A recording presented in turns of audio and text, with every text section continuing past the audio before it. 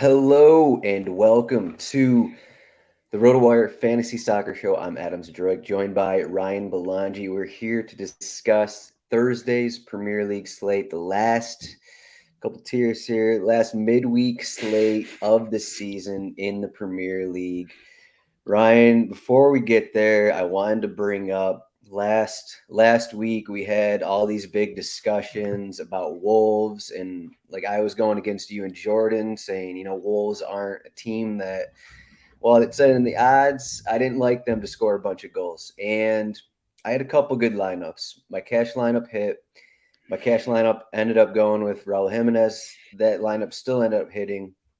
I had a really good lineup though, and the last player I had to decide on was one of my utilities midfielders here, sitting around the 6K range. And I came back to our discussions, we had on the show, came back to, what if Wolves, what if they do, get these multiple goals? Maybe it could be He-Chan getting one of those extra goals. I put in He-Chan. He was the worst player in that lineup. I finished at 130, and He-Chan was a dagger to my lineup. Did you have success last week? So and do you no, Wolves players? I didn't. Okay. I did not. Yeah. So if it makes you feel any better, Jimenez was probably my highest owned forward, and you talking about He-Chan. I played He-Chan in the $180 tournament as well. So yeah, it didn't go too well for me either. You were right about Wolves apparently, and Nori was the one who scored, who I played on 0 lineups. Yeah, I don't think I was looking through Jordan's lineups too. I don't think he had much success either. But speaking of the cash games, he actually, even though we talked about Madison and De Bruyne, obviously Jordan's not here. Maybe we can ask him about it on the next show. But he didn't use James Madison in his cash lineup, so he on the wrong side of that one. But we got James Madison. I saw. Sorry, yeah.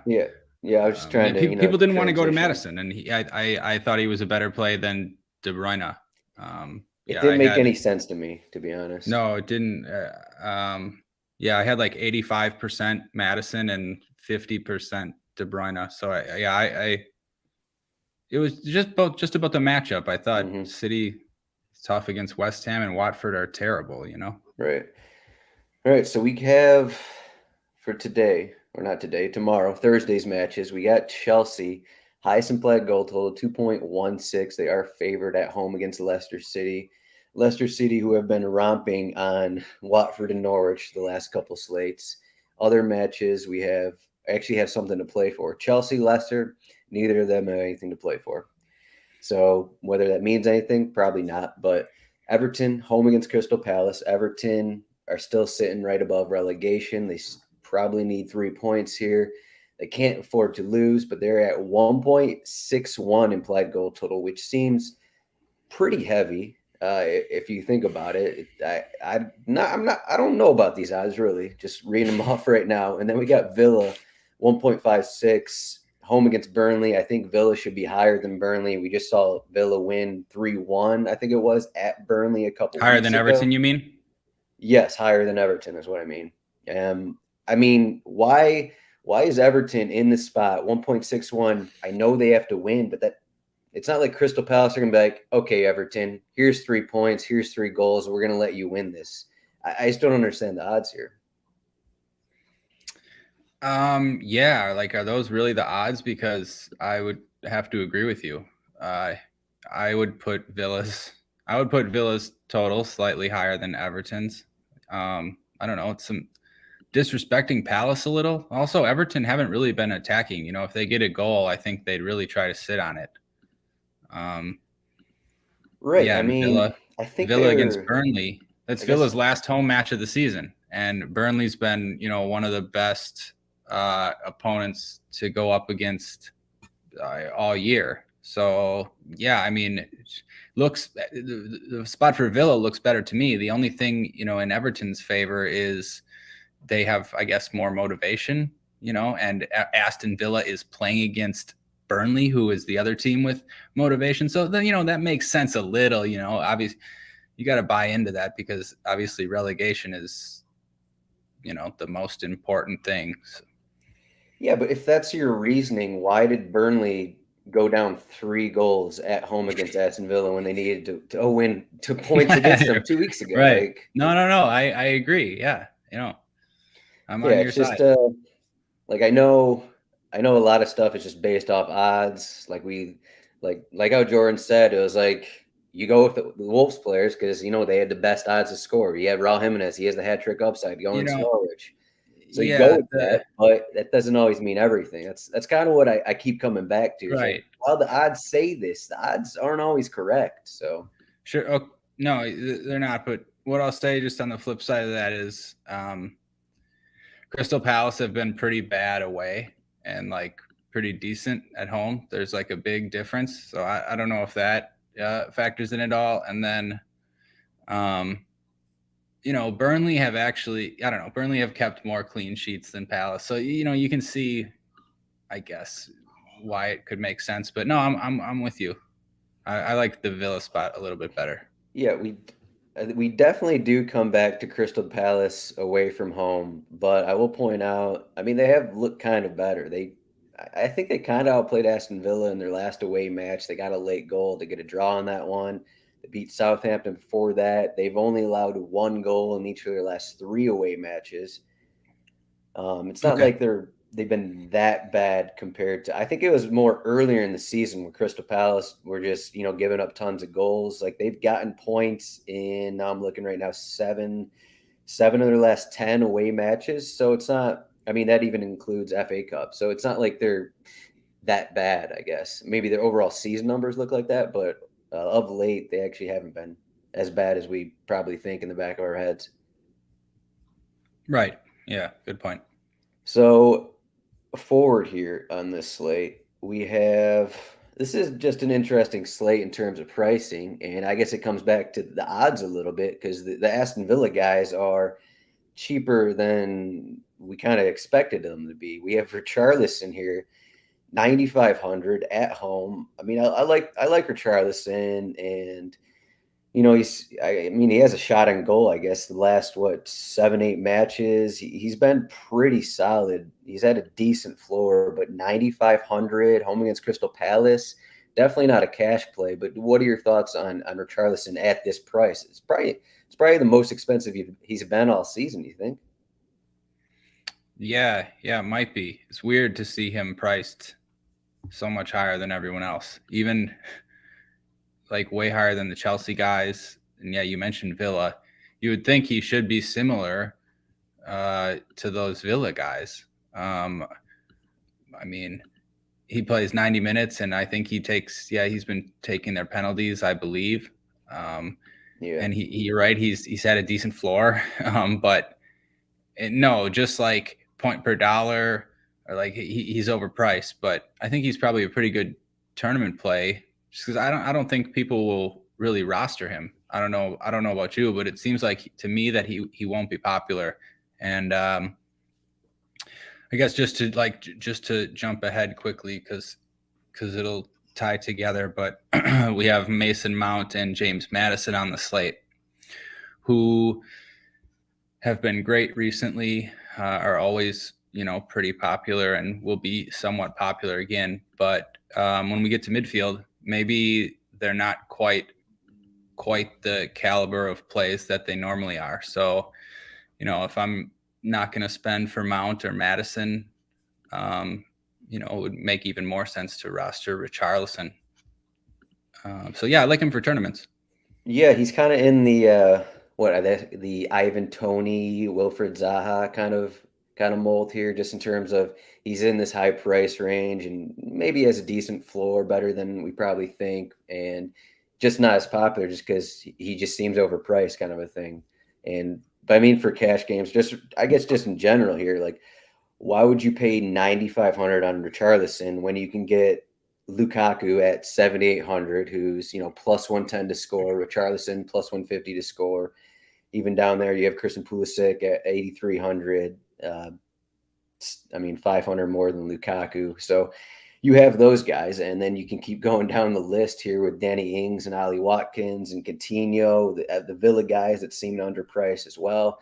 So you have a lot of cheaper options that just look better on the surface, probably have as good of floors. You have for cash games, I think Dwight McNeil just stands out here at 6,700. I know that. So the last time these teams played, McNeil had a 14.7 floor. I know that was, Villa had some early goals, so Burnley were kind of pushing the most of the way there. But I mean, for the most part, since Sean Dyche has been gone, McNeil's floor has been there, and I think that's kind of relevant. So, unless Burnley get an early goal and they're kind of sitting back for 80 minutes or something, I think McNeil's floor would be there, but not for GPPs. So who stands out? Just we like the Richarlison in tournaments. He's not going to be popular, but just based off of like what we think is going to happen here, are you going to go with the Chelsea guys? You think that's a good play, or will they be too popular? Well, will they be more popular than the Aston Villa guys? Oh, that's a good question. Luke, I don't know. Lukaku might be. I'm so bad with judging ownership in soccer. I never know what people are going to do. But from a cash, sorry, go.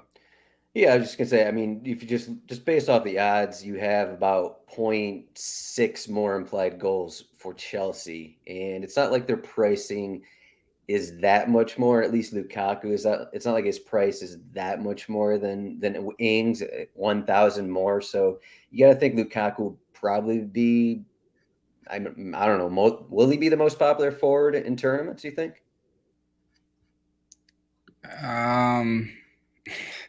Again, like I don't know. I hope so. I don't know. Maybe I'm just like I don't really want to roster him. That's why I say that. Yeah, I know Chelsea have a implied total over 2, but yeah, I don't know. Lukaku has no floor. If Jorginho's back in the lineup, he's probably not on pens anymore. And yeah, if he's going to be popular, I can fade that. As far as who's going to be, I don't know. I like a lot of these plays in the mid range. Just from a cash perspective, I wouldn't roster anyone at forward above McNeil. I would start at McNeil, but to talk about McNeil, in that last match against Villa, Cornet didn't start, and that helped with McNeil taking all the sets. I think Cornet, with him back in the lineup. I mean, it was one corner in that match. He took 2 set pieces. So it's not like how much does that matter for his floor, really?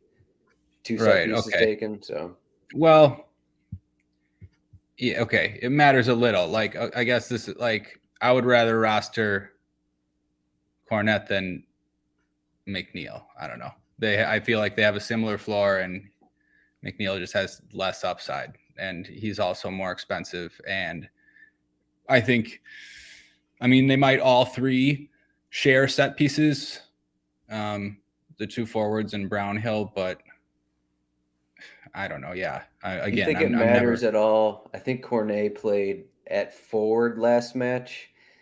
I think he played next to Ashley Barnes, if I'm not mistaken. Does it matter if Cornet is on the wing or if he's up front?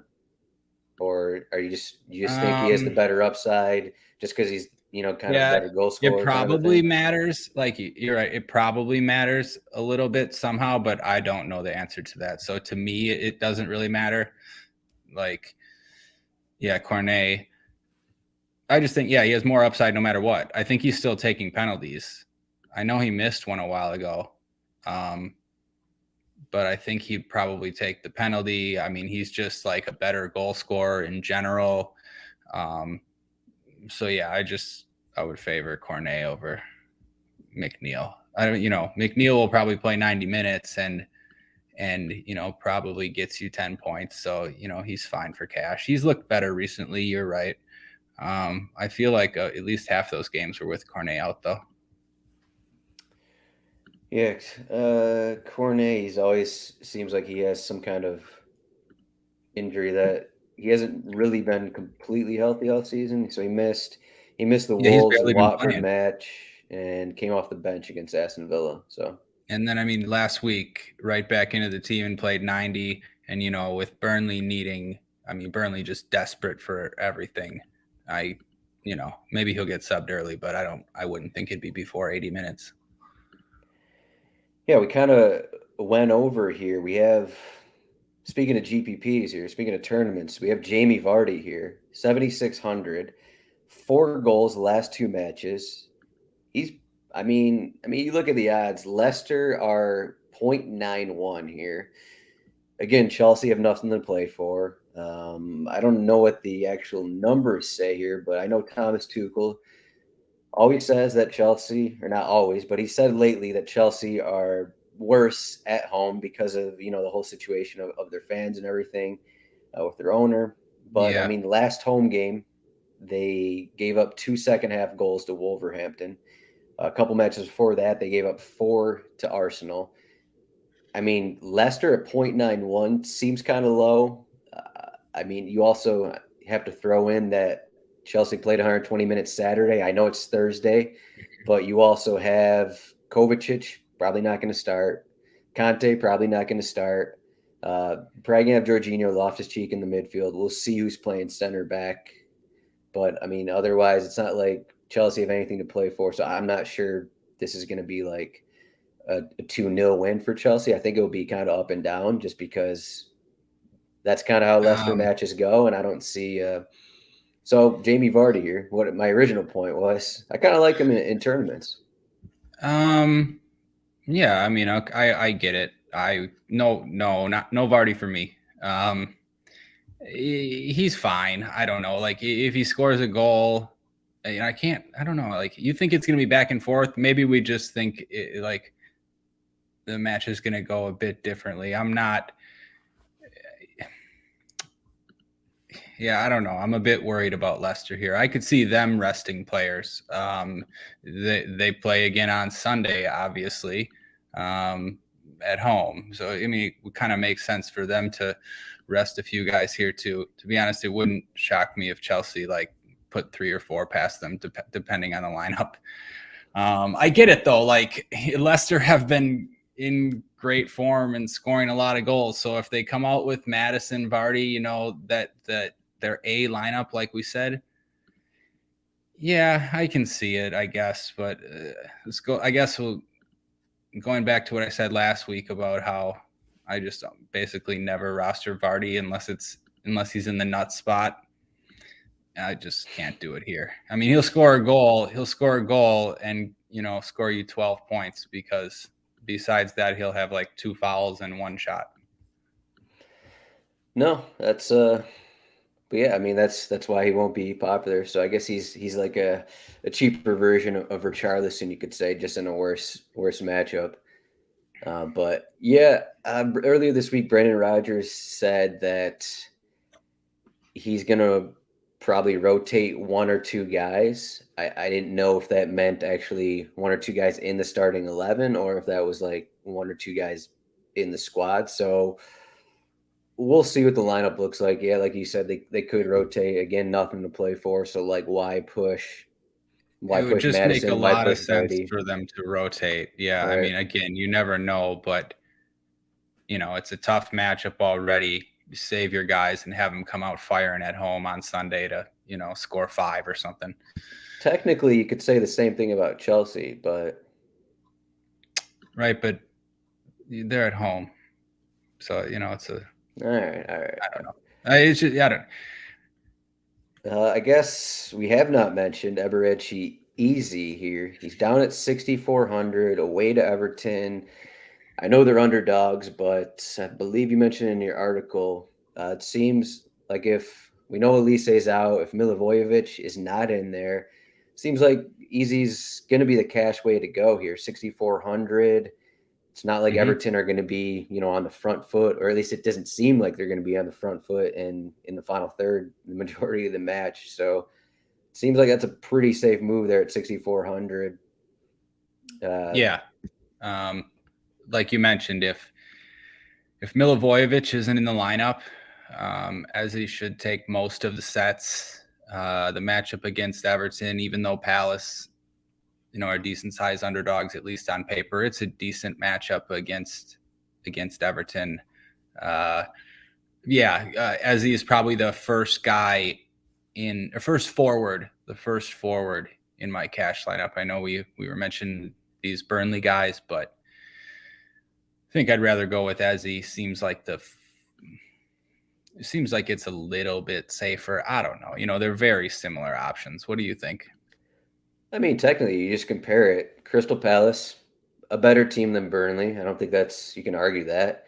And then Aston Villa, a better team than Everton. So when you put that together, it's a little bit different than that. I know what you're saying. What I would add into that is that the way it's a little different because Ezzy rarely goes 90 minutes. I think he has only once.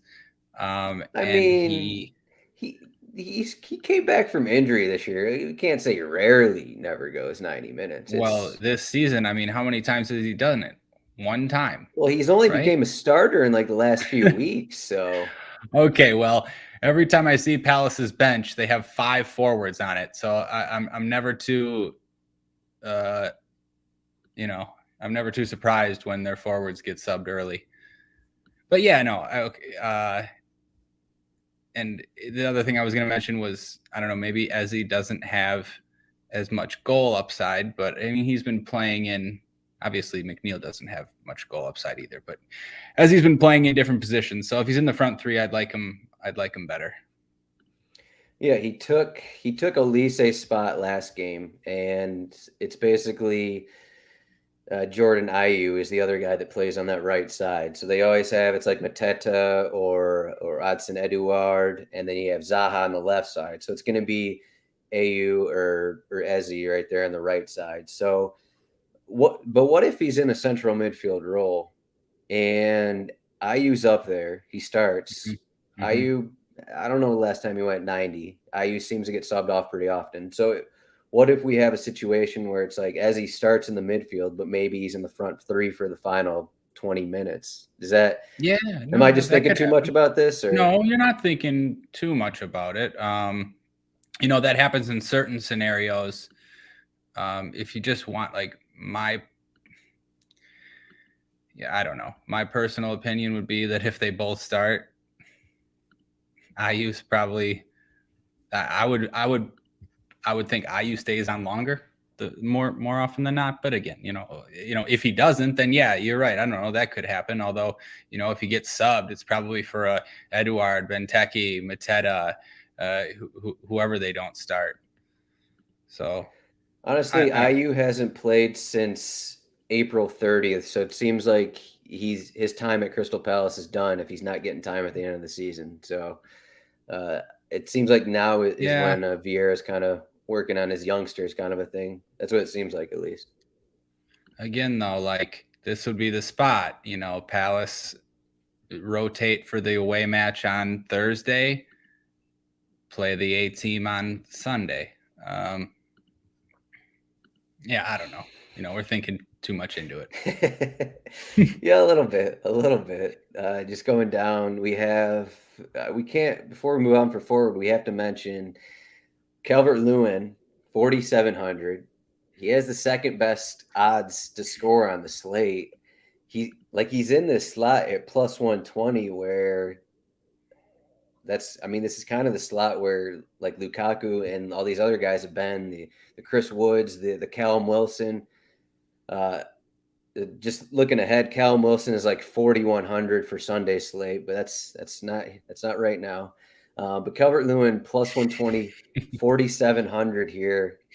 He's probably going to get looks in cash games just because people are going to spend up in their midfield spot, and he's just the typical cheap forward who has good odds to score. So, what are your thoughts on Calvert-Lewin here? It's hard not to like him at that price. I don't know. Yeah, he's been bad, and he doesn't have much of a floor either. He got a lucky goal last week. We talked about Everton, needing to get a result, so they should be trying to score at least until they get one. it's fine, I guess, for cash if you really want to spend up in all the other positions. I mean, I'd much rather play Calvert-Lewin than Lukaku. Calvert-Lewin for $3K cheaper. I mean, that's not even a decision. So yeah, I mean, it's a good price for a guy with the second best goal scoring odds. You'd rather do that, even though you just said that Chelsea are probably going to get 4 goals against Leicester? No, I just said it wouldn't surprise me. Again, Chelsea, I've been wrong about Chelsea many, many, many times, and I'll be wrong many times again about Chelsea. They could also, it could be 0-0. I was just thinking that Leicester might rotate. And I don't know.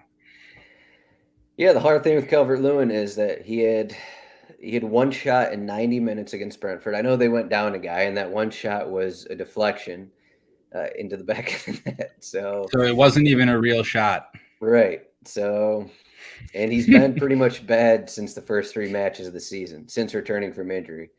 So that's the downside. I mean, again, it's Chris Wood, basically. It's the Chris Wood spot. Just put Chris Wood in there instead of Calvert-Lewin. It's like the same thing. Yeah. And, Chris Wood, more often than not, was a horrible play. I didn't win much money with Chris Wood this season, even though I rostered him a ton. More often than not, he scored me 2 points. Calvert-Lewin could easily do that. Yep, that is definitely the case. So we're talking about spending down at forwards. So that means we have Mason Mount, 9,900, James Madison, 9,200. We have a slight possibility that we see Ziyech back in the starting 11 just because of, Chelsea went 120 minutes over the weekend, and Ziyech kind of changes. We haven't had really a Ziyech conversation in a couple months just because he hasn't been getting time. But when he's in there, he is on set pieces. So that's kind of a separate conversation almost. But let's assume Ziyech isn't in there. We got Mason Mount at 9,900. I assume you want to play him over Madison at 9,200.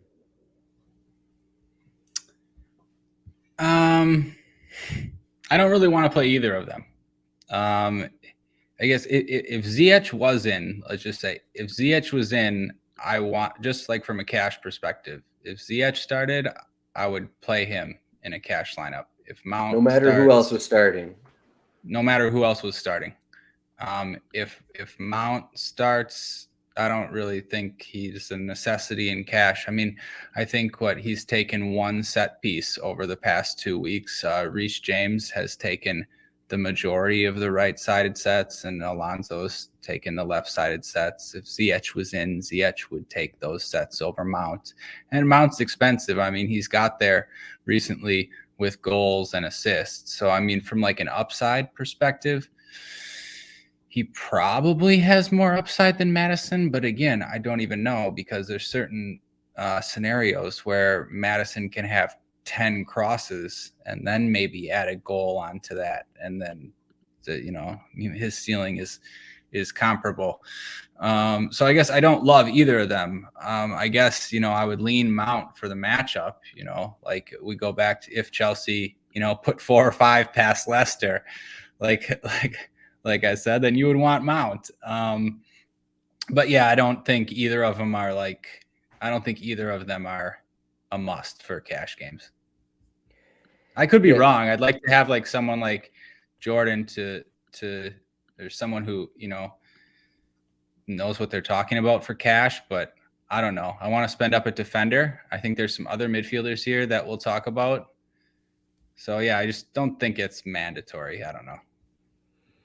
Yeah, I mean, just because without the given set pieces for Mount, you don't have a guaranteed floor. But I don't know. For the most part, you still have, even without 5+ set pieces, you're still getting crosses and shots assisted. Like he's still coming up with a 10-point floor. Not enough for 9,900.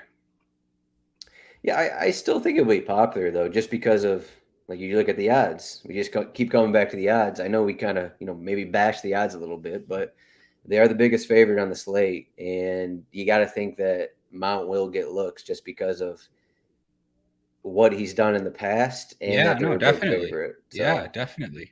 No, I mean, I'm not saying like, no, yeah, he'll be relatively popular. I'm not saying, he's a bad play. I'll just fade him this week. Yeah, I want to point out when these teams met earlier this season, we got a N'Golo Kante goal, a Rudiger goal, and then a Pulisic goal. And then the second game of last season, this was exactly a year ago, May 18th, 2021, we got a Jorginho goal and a Rudiger goal. I'm not saying I'm not talking about Rudiger yet, but that's Chelsea's last 5 goals against Leicester have not come from their three forwards, basically, coming from midfielders, coming from defenders, or coming from like Pulisic off the bench.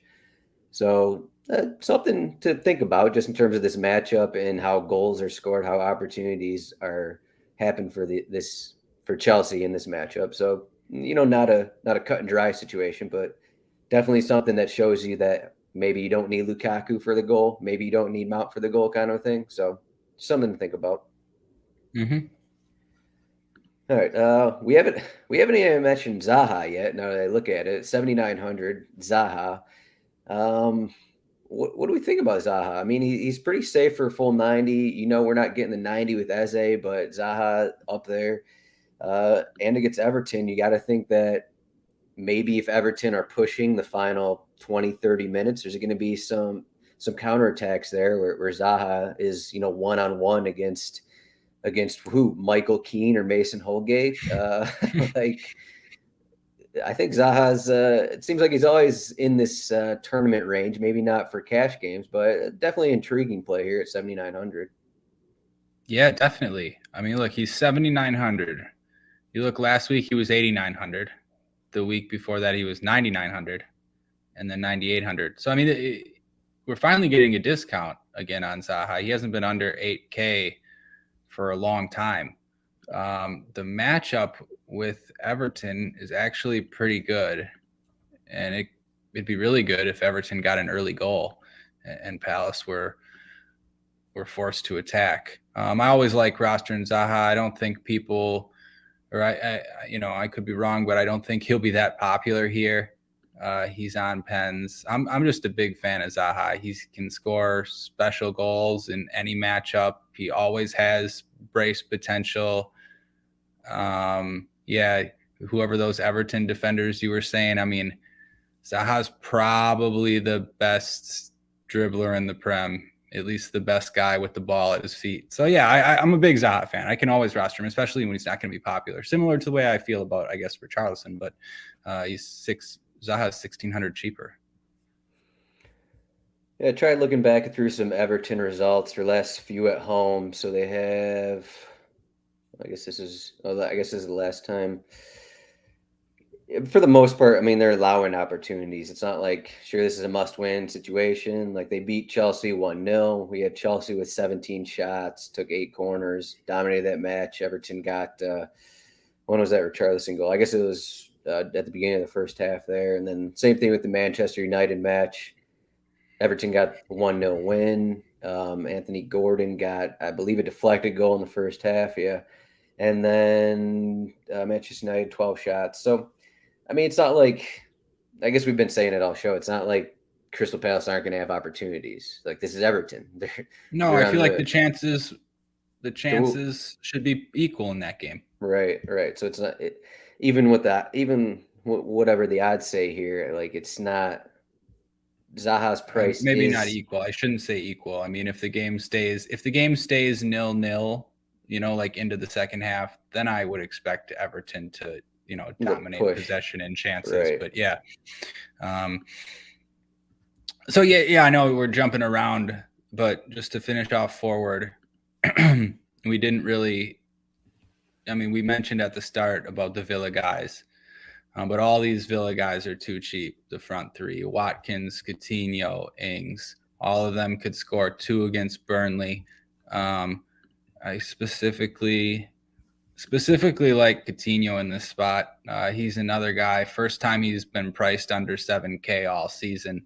I mean, remember when he was 9K, we were talking on these pods about should we roster him when he was 8K. talking about that he's a good play. He's shown upside.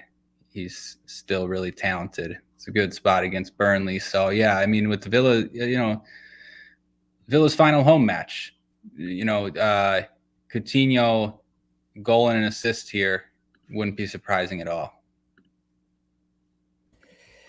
Yeah, Villa are okay. Yeah, they're at Manchester City that final game.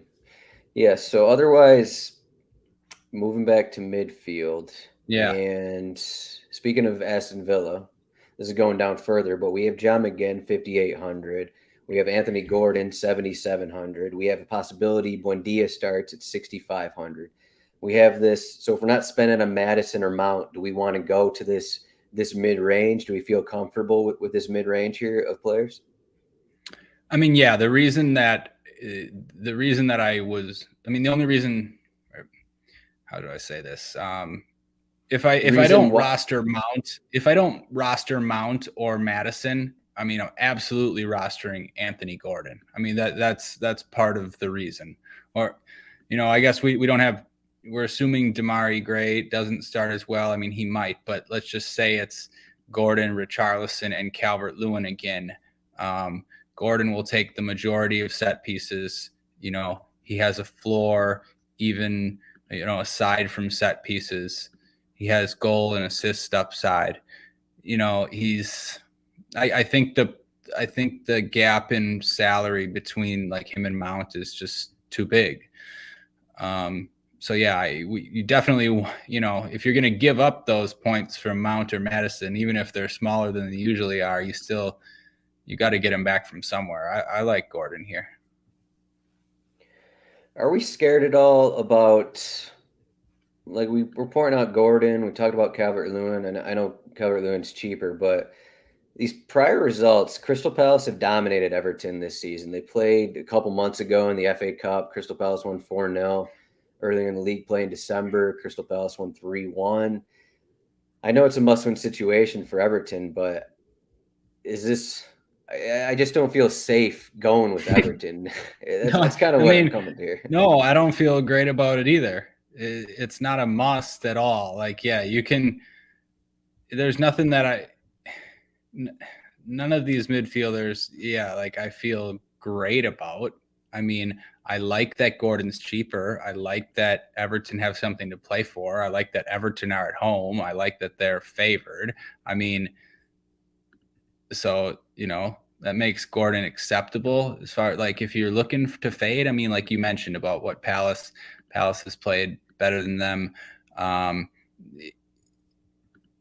Tyrick Mitchell, I've seen a couple, I don't remember exactly what they were, but some sort of couple metrics that rank him as the best defensive fullback in the Prem this season, which is pretty interesting. So maybe who's ever on that side will have a tough time. All right. Yeah, let's take a look here. Mitchell is on the left side. So we got, I believe Anthony Gordon's been playing on the right side lately. So yeah, Gordon's been on the right side. So I don't know. Okay, well, everything I just said, yeah. No. I mean, forget about that Mitchell thing. I mean, no, serious. Like Mitchell's a good defender. Maybe he does, make it tougher. But he can't stand in front of the set pieces and block them. So Gordon, can still get points that way. Yeah. If you don't want to spend in this higher range, like I still think for cash games, like we can still go down. Like if you don't want to spend the money, like we still have McGinn has, it seems like its floor always gets to where you want it to get, even without set pieces, 5,800. We also have Douglas Luiz at 4,400. We have Jorginho at a discount here at 4,100. I guess he was 3,900 against Leeds. His price has gone down, whereas all the other Chelsea midfielders, their prices have not gone down. Loftus-Cheek is 5,300. So it seems like we have like these value guys who, even without set pieces, it seems like they're getting 5 to 10 points every game, no matter what happens. And then you get PKs with Jorginho. So it seems like, I mean, if you don't want to spend for the Gordons or higher up, you can go with these other guys and not be in the worst spot in the world. We still have Yeah. Brownhill. Brownhill's not my favorite, but he's still down here 4,600. So there's all these cheaper guys that are at least options. Yeah. Even Milivojevic here at 3,600. Like, Milivojevic would be fine because he's 3,600. obviously, this is cash games. Like, these guys don't Right, have cash game, they definitely. don't have the upside of Play other of some of these other. Milivojevic in Right. GPPs, Yeah. unless Zaha isn't in the lineup. But yeah, I don't want to roster him again when Dina's in the lineup. I mean, yeah, I know he gets there most of the time without the sets, but I want him to have the sets. The reason he gets there most of the time is he's second in the Premier League in tackles.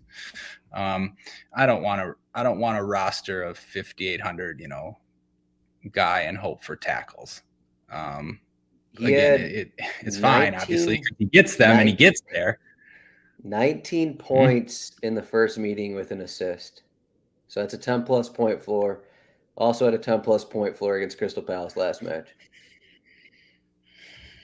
Okay, yeah, I know. I mean, he also he's draws playable. a ton of fouls. Is he Jack Grealish 2.0 or no? But he's fantasy friendly. He picks up like a lot of peripherals. I just want my 5,800 guys to have better goal scoring, 25-point upside. Like, again, I guess I'm talking for tournaments, but I wouldn't play McGinn in cash either. I just pay down. Like, I'd rather you play Douglas Luiz in cash. Like you said, Jorginho, even Milivojevic. McGinn's just too expensive compared to those guys. Any thought to Iwobi here? The guaranteed 90 minutes, 4,300 against Crystal Palace. Everton are a big favorite here in this game, so think about that. He's all right. Not for cash games over these guys we just mentioned, not like over Luiz, but no, he's a fine play for tournaments. He could get an assist or even a goal. I mean, it doesn't look like, he's barely been shooting, but he was kind of unlucky not to score the other week, and he's been getting forward quite a bit. So I don't mind it for tournaments. Speaking of Everton, before we get to defender here, I called out Decore to score a goal. I think it was against Watford a couple matches ago. He has a shot on goal in his last 3. If you remember earlier in the season, he was getting forward a decent amount. I know it's different managers, but it seems like he's always going to get a rebound or something, but moving up the pitch a little bit more than we think. Plus, we have Everton could be in the final 20 minutes. They're full on attacking, and 3,300 seems like maybe not the worst tournament play, I guess. No. You could play him in tournaments. I would play him in tournaments. Here's the thing. Like, these guys, like specifically a Decore, like a 3,300 guy like Decore, he would look really good if this slate had, 11K KDB and 8,500 Trent Alexander-Arnold. Now, you could argue that it kind of does, and that's if you're going to play Mount, Madison, and the expensive defenders. So sure, if you're doing that, then yeah, Decore looks pretty good. For me, if I'm not doing that, maybe I won't be in that range. But just in general, Decore, yeah, he does have goal upside. He gets involved in different ways. It hasn't looked like it recently, but he can score.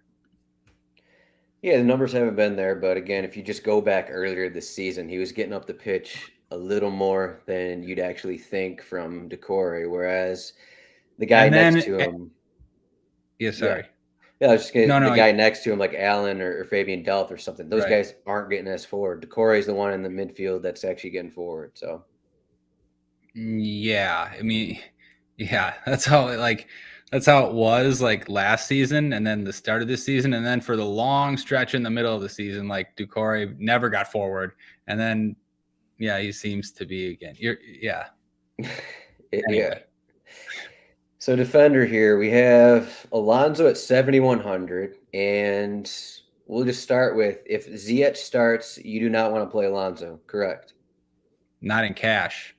But I like even without sets, Alonso is always a fine play because he's just always so far forward. I mean, he'll have chances to score and assist. But yeah, if Ziyech isn't in there, I'd be worried about Alonso not taking any sets. So yeah, but then sorry, if Ziyech is in there, if Ziyech isn't though, because Ziyech hasn't been starting, Chelsea just haven't been rotating.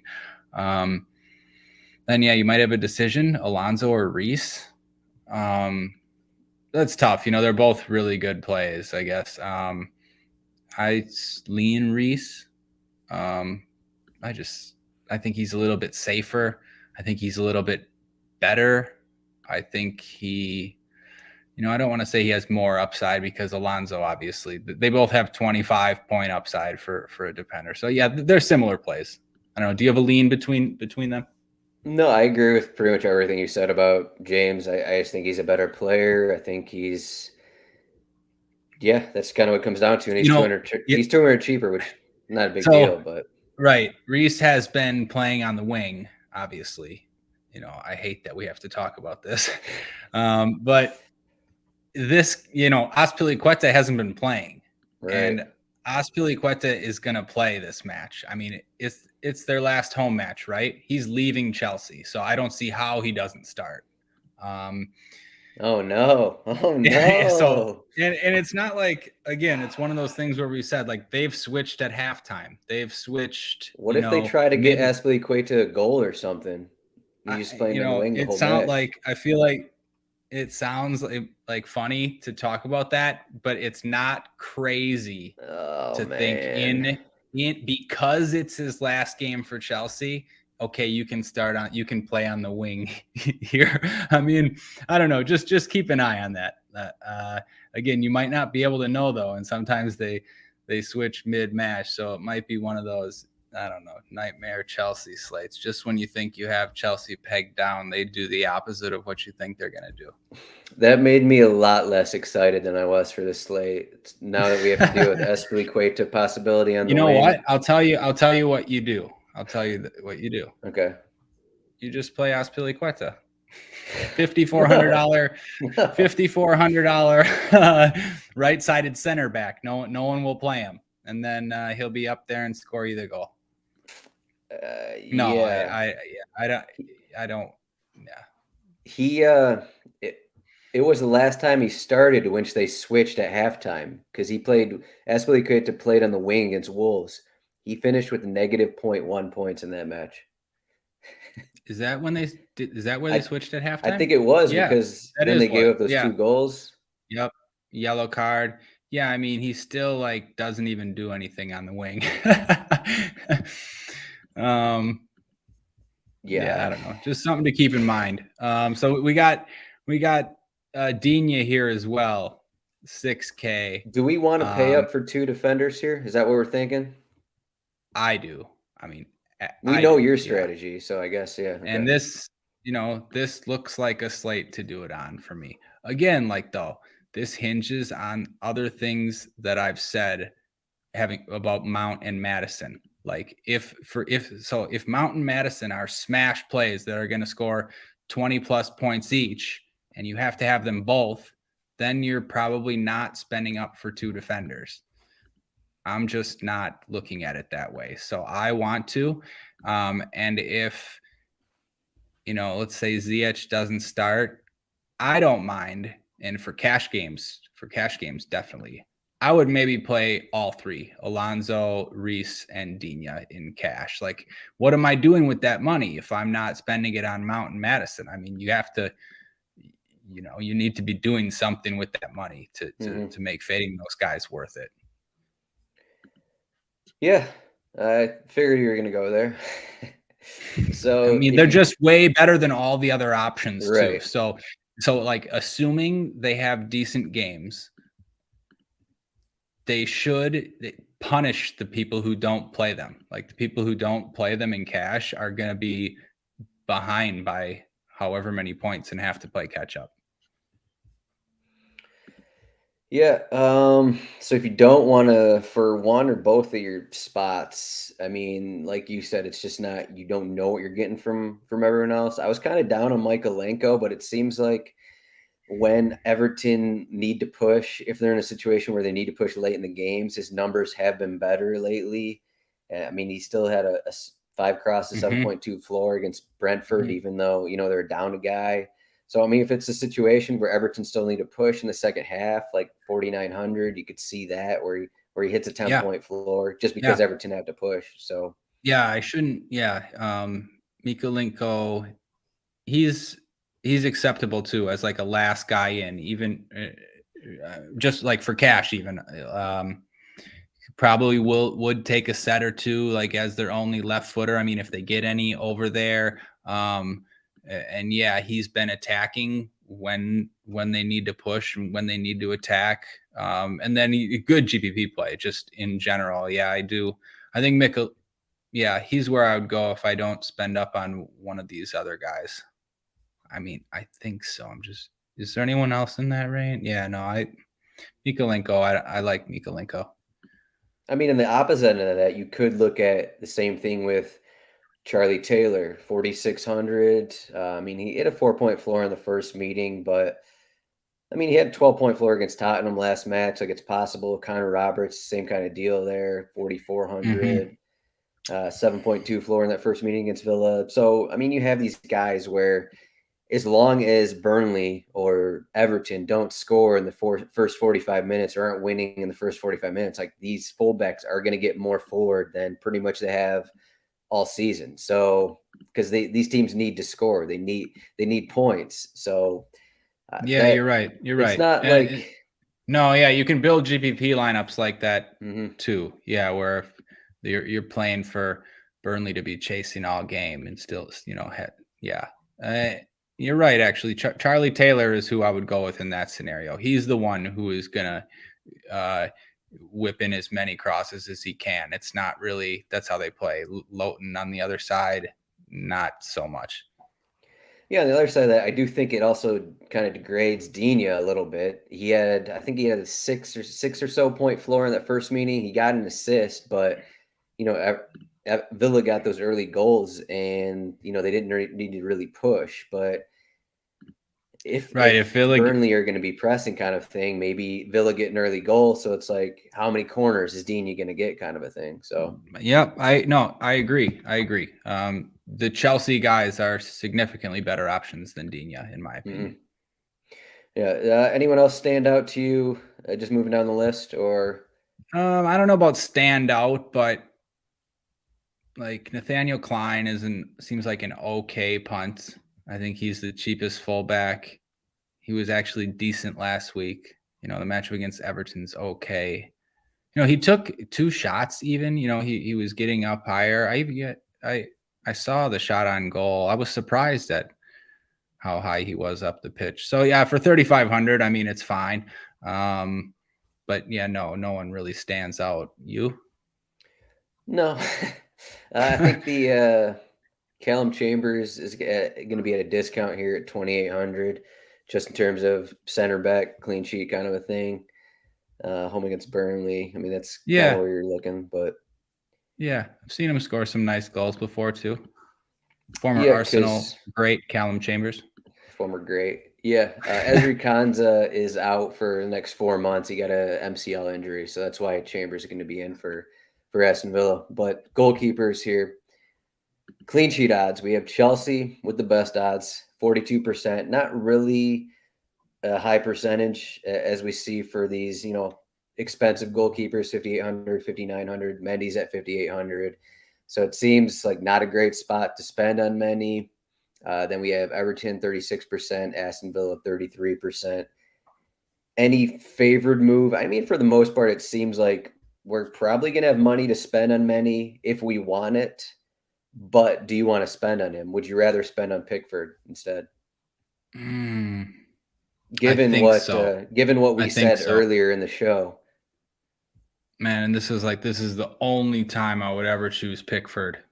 I mean, I hate rostering Pickford when he's above 5K. I mean, I would basically never do it. You like Pickford more than Martinez, you think? Not really. I mean, it's keeper. The only reason, I would say Pickford in the expensive range, again, just because Everton have the motivation, and Pope in the cheap range because Burnley do. I don't know. It doesn't mean much, but it might. But yeah, the I opposite don't side know. of that, Martinez Yeah, he made 5 saves the first time they played Burnley. He's going to be the one, if Burnley are up or if it's scoreless, he's going to be the one making saves, Yep. whereas Good Pickford's not point. going to get those late saves. So Yeah, so Martinez is probably safer, a better, like a better tournament play. I don't know, maybe just safer. I don't know, but I mean, if Everton were winning not 1-0, Palace are still going to try to score a goal also. But I know what you're saying. Like Burnley have to, so like Martinez should have more opportunities to make saves. Yeah, that makes sense. I agree with that. And if you don't go with Calvert-Lewin, what about Jack Butland? Yeah, Jack Butland. definitely. So That's Crystal, yeah. Crystal Palace haven't allowed more than 1 goal in their last 5 matches. And I mentioned the away numbers earlier. So Like Butland's if down I don't there. have Everton guys in my lineup, yeah, I'm playing Butland for sure. I probably Whoever wouldn't go to starts for Palace. Schmeichel, but this does seem like a possible match where Schmeichel makes 7 saves and Chelsea struggle to score or something. That's not where I'm Yeah, going, but I'm saying it's possible. I might have some Schmeichel. Yeah, it's only a 3-game slate, so there's always a chance that none of these teams keep a clean sheet. And then, you just want basically the cheapest keeper, and he might also have the most saves. So, and I don't mind rostering Schmeichel opposite Reece James or Alonso. Right. All right. So we've extended this conversation. We're almost at an hour. So I'm just going to guess what some of your plays are going to be here for tournaments.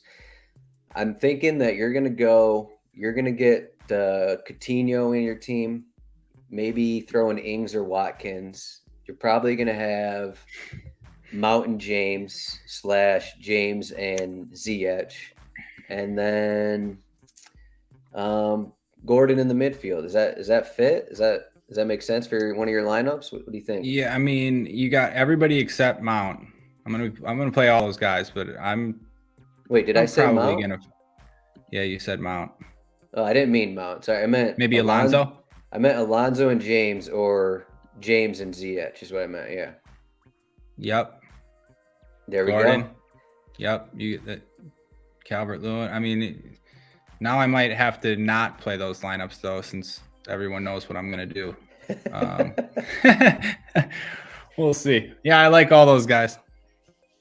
My tournament lineup, I'm gonna have Zaha and Ezzy in there, and I'm gonna go with a couple Crystal Palace goals, and maybe I'll go with one of those Aston Villa guys too. I'm gonna go opposite of the teams that need to win, because that's not always what happens. That's one thing we can't forget, that just because a team needs to win, doesn't mean they are going to win. So no, yep, you're right. I like it. All right, Ryan, that's it. We have a much bigger show Friday, noon Eastern. Me, Ryan Belongia, Jordan Cooper. We will go over the 10 game slate at DraftKings for Sunday. And we also have kits and wagers. It will be later Friday. Me and Chris Owen, we're each going to give a bet on all 10 matches. So we're going to try and have 20 bets, as long as we don't overlap a little bit. We're going to have 20 bets in our kits and wagers show this week. So nice. A lot of good stuff coming from RotoWire. But if you want this information, let me scroll to it. I know it's up. The cheat sheet for the 10 gamer here.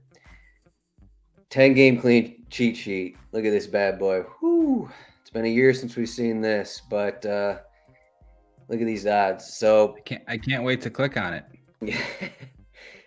RotoWire.com/soccer trial free 10-day trial, no credit card required. You can get this cheat sheet instead of, looking at the screen and trying to steal it off of our YouTube channel or something like that. Don't do that. But Ryan Belongia at Ryan Belongia. I'm Adam Zdroik at Roto Zdroik on Twitter. This has been Thursday, 3-game slate. We will see everyone Friday for the big one. But hopefully someone can win this 10K coming up on Thursday's slate. Ryan, thanks for joining me. See you later in the week. Thanks. Good luck, everybody.